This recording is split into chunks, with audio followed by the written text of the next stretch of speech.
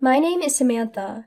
It's been 4 years since I graduated from vet school, and now I'm a 28-year-old working at a dog specialist clinic. Currently, I live alone near the clinic to manage the night shift, but my 6-year older brother and my 2-year younger brother visit me on their way to and from work, and on holidays bringing me home-cooked meals from our mother. Considering I'm not too skilled in the kitchen, I'm truly grateful. The other day, my brother Mark swung by after work.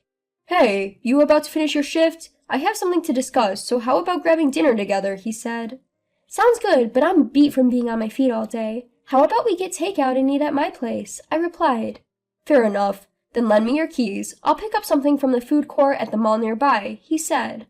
Okay, and sorry if it's a bit messy in there. Haha. It was odd for Mark to have something to discuss with me. Unlike my younger brother, who comes to me for advice on everything from love stories to money troubles, Mark isn't usually the one initiating serious conversations. And he's not the type to complain about his job either, so I was a bit on edge, as I headed home wondering what it could be about.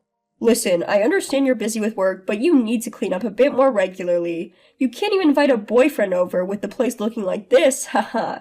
Mark chuckled. Hey, mind your own business. I've been working a lot of night shifts recently. By the time I get home and wake up, it's nearly evening. Between catching up on household chores and going back to work, it becomes too late to start vacuuming. If it comes down to cleaning or doing laundry, laundry wins, I retorted. Well, at least take out the trash more often, haha, he replied. Alright. So, was your big talk just to lecture me on my lifestyle? I asked. No, actually. There's a potential marriage proposal on the table, he said. What? Marriage? Who's getting married? I exclaimed.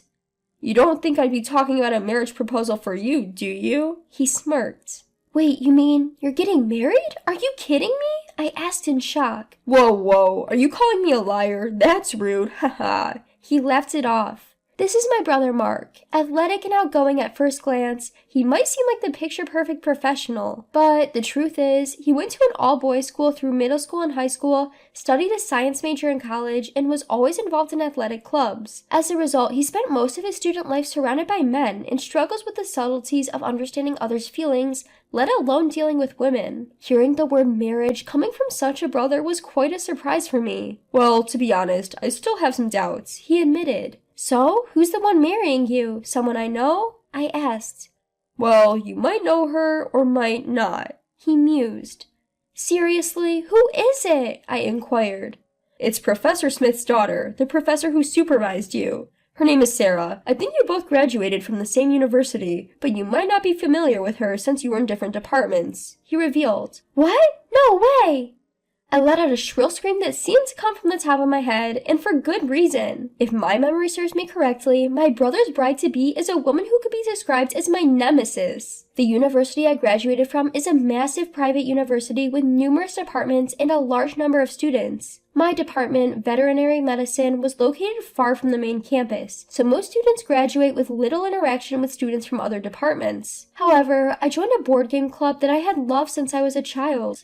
As a result, I was blessed with friends and seniors from various departments. But the one who threatened the joy out of our harmonious club activities was none other than Sarah, a member of the club next door to ours. Sarah, the daughter of a professor at our university, was a standout beauty even among the in-house students. She was the kind of female student who was always surrounded by admirers in event-based clubs. But when her club was suspended due to activities against the university's regulations, Sarah, with too much time on her hands, temporarily joined our club. Initially, we were perplexed, but we accepted her, hoping to introduce her to the charm of board games. But Sarah's objective was not board games, of course. She was there to stir up the club, quite literally. One couple that fell victim to her was my best friend Linda and Jack. Linda and Jack were an official couple since high school and enrolled in the same architecture department. They had a dream of owning an architecture firm together in the future. However, Jack fell easily before Sarah's tricks. On our way back from a trip with other female friends, when Linda and I stopped by Jack's apartment to deliver souvenirs, we ran into Sarah wearing his shirt from inside his room. What is this? Why is Sarah here? Well, this is... Don't dodge my question, answer me. And Sarah, you answer too. Why are you doing this? Hey, don't make a scene. You're being a nuisance to the neighbors, you know. Haha. Besides, I had no idea he had a girlfriend. Ha ha ha. So you're saying you were behind Linda and the others breaking up, weren't you? Is that true? Does that mean you've done this with Bob and Mark too? Cause trouble. That's a mean way to put it, ha ha ha. I just thought that he wouldn't break up with his girlfriend over a meal or two. If he likes me that much, well, I can't help it, can I? Ha ha ha. As an excuse, it's a pretty terrible one. Jack, what about this woman do you like so much that you betrayed Linda? Wait, Sarah, you're joking, right? You're serious about me, not like with Bob and Mark, right? Tell me that's right. What? Serious? Me with you? That's obviously impossible. Ha ha ha. No way. Just think about it. Do you really think a man like you, out of nowhere, could be a match for me?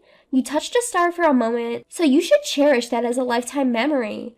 Oh, but maybe you used up your lifetime's luck. Ha ha ha. As Jack crumbled, Sarah quickly changed her clothes and came over to where Linda and I were standing with grim faces at the entrance. Then, pushing crying Jack towards us, she said, this is just too much trouble. Here, take him back, will ya? Ha ha. Besides, I don't remember making him mine. Ha ha ha. Stunned by her words, we watched as she added, I'd be bothered if he kept acting like a boyfriend, so it might be better if you just take him back. You two should get back together. Recycle, reuse? Whatever you want, haha, before she walked away toward the main street. After that, I dragged Linda to our apartment, and we took turns staying over until her emotions settled. In the end, Linda and Jack broke up, and Jack dropped out of university. In the end, the group was filled with people who had been messed with by Sarah and became ex-couples with a similar history, leading to an awkward atmosphere and members quitting one after another, causing the club to collapse. Frankly, I have nothing but memories of the latter half of my fun college days being ruined by Sarah. It was quite a shock when the topic of marriage between Sarah and my brother came up.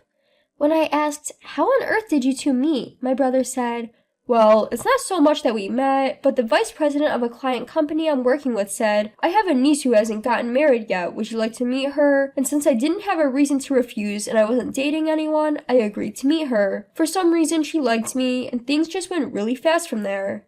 Huh, but are you okay with that, bro? I think marriage is a pretty big decision. Honestly, I don't really care either way, haha, he said rather casually. Actually, my brother Mark has a somewhat careless, hands-off attitude when it comes to important decisions, even though he doesn't appear to take them seriously. And when he realizes the consequences of his decisions aren't good for him, he has no problem cutting his losses and moving on without any shame. He hardly ever considers how much trouble he causes to those around him. It's really unbearable for those who get caught up in his mess. But if you think about it, as long as there's no malice involved, it's only slightly better than Sarah, who is just as irresponsible in her own way. At this point, it might be wise to leave them alone unless the sparks fall on us. Huh? Did you say something? Nope, it's nothing. After that, the marriage talks between Mark and Sarah were officially confirmed, and the two families proceeded with formalities like meeting each other and exchanging gifts. Unfortunately, or maybe fortunately, I had a hard time taking weekends off, so I was unable to attend any of those events, and the day of Mark's wedding came. On that auspicious day blessed with clear weather, I had finally managed to take a day off to attend Mark's wedding. First, there was a pre-wedding photo shoot at the chapel in the hotel, and since the photographer allowed the family members to take pictures with their cameras and smartphones, the photo shoot started with both families watching. Sarah and Mark, dressed in a tailcoat and wedding dress, made quite the picturesque couple. I was busy taking photos myself when, several times, my eyes met Sarah's through the camera lens. After the photo shoot went smoothly, we had a quick rehearsal for the ceremony, and then it was time for family introductions. The groom's side introduction started with my father, and when it was my turn, Sarah's expression changed for a moment. The bride's side introduction went smoothly as well, and during the break before the ceremony, I was talking with other family members in the waiting room when a staff member brought a note from Sarah calling for me. When I went to the bride's waiting room, she said, "No way, seriously? I can't believe it, haha." "What's so unbelievable?" "Oh, that we're going to be sister-in-laws? It's quite a coincidence, isn't it? I can't believe it either." "Ugh, I knew he had a sister, but I thought there was no way it would be you with the same name. Talk about being caught off guard, haha." "So, you wrote on the note that you had something to say." Then, seemingly irked, Sarah smacked the table with a bang.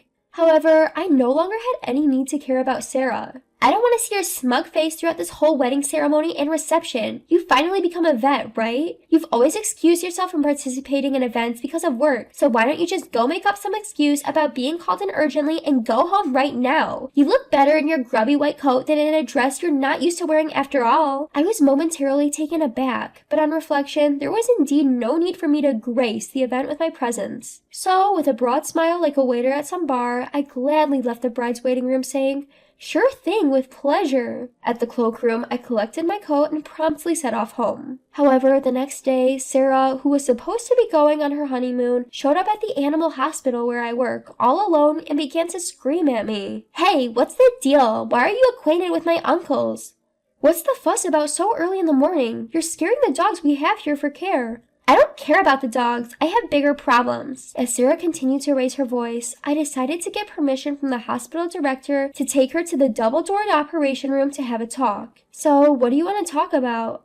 Is it okay for you to be here? I heard you were going on your honeymoon this afternoon. There's no honeymoon. The wedding itself is likely to be canceled. Oh, why's that?